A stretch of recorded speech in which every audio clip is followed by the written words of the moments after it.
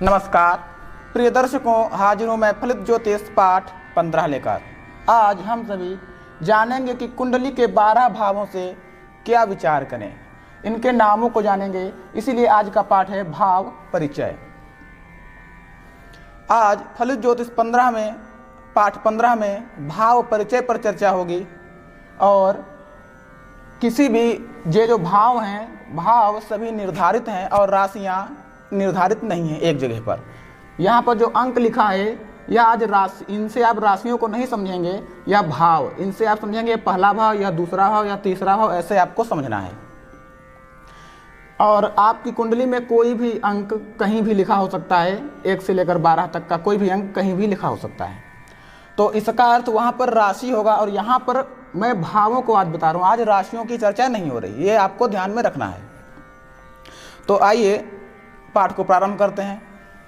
तो पहला भाव, यहाँ इसको लग्न कहते हैं और इस पहले भाव को तनु कहते हैं। यह भाव एक बार फिर आपको बता देते हैं कि यह भाव कोई भी कुंडली हो, पहला भाव तनु ही, ये यहाँ पर ही रहेगा, ये कहीं भी नहीं। और ये अंक जो लिखा है आपकी कुंडली में कहीं भी हो सकता है। यह भी आपको बता दें, आज हम आपको एक एक शब्द में सभी भावों से परिचय कराएंगे, सभी भावों का परिचय कराएंगे। और आने वाले पाठों में आपको बताएंगे कि किस भाव से क्या क्या विचार करना चाहिए। और आज सिर्फ आपको जानकारी के लिए, सिर्फ परिचय कराने के लिए आपको एक एक नाम भावों का बता दे रहे हैं।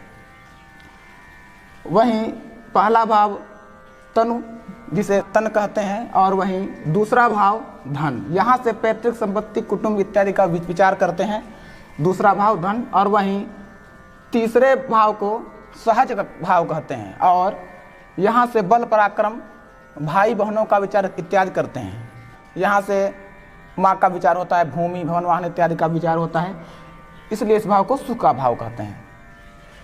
वहीं पंचम भाव की बात करें तो पंचम भाव से संतान, विद्या इत्यादि का विचार होता है। मुख्यतः यहाँ से संतान का विचार होता है, इसलिए इस भाव को सुत भाव कहते हैं। वहीं छठवें भाव की बात करें तो यहाँ से ऋण रोग रिपु इत्यादि का विचार होता है, मुख्यतः रिपु का विचार यहाँ से किया जाता है। वहीं सप्तम की बात करें तो सप्तम से जाया अर्थात पत्नी का विचार यहाँ से होता है। अष्टम से मृत्यु का विचार होता है और आयु का भी विचार यहीं से होता है, इसको मृत्यु का भाव कहा गया है। और आयु का भी विचार यहीं से करते हैं, मुख्यतः इसको मृत्यु का ही भाव कहते हैं।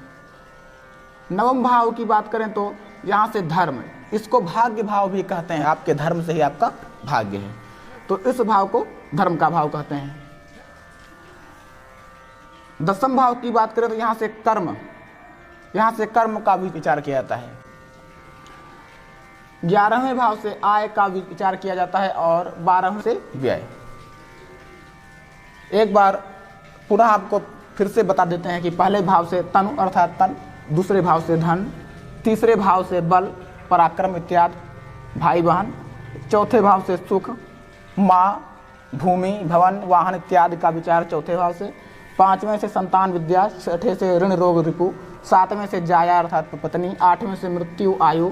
और यहाँ से ध्यान में रखने वाली बात, यहाँ से गुप्त विद्याओं, जितनी भी गुप्त, जिन चीज़ों में गुप्त रहस्य, रिसर्च वगैरह सब यहीं से अष्टम भाव से विचार किया जाएगा, उन सभी चीज़ों का।